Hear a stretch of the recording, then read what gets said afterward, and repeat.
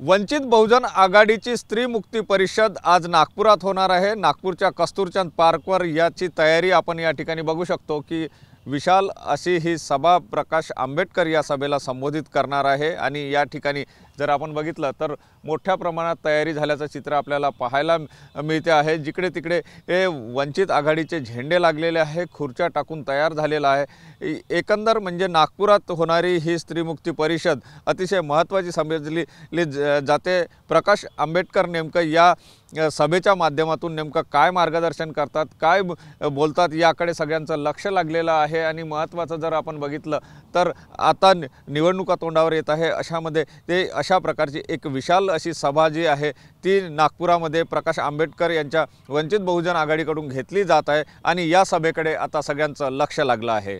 Cameraman साईसह Sunil Dhage, TV9 Marathi, Nagpur.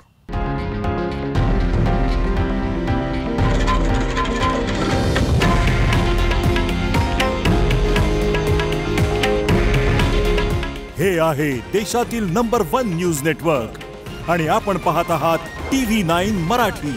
काळजी तुमची, हित महाराष्ट्राचं।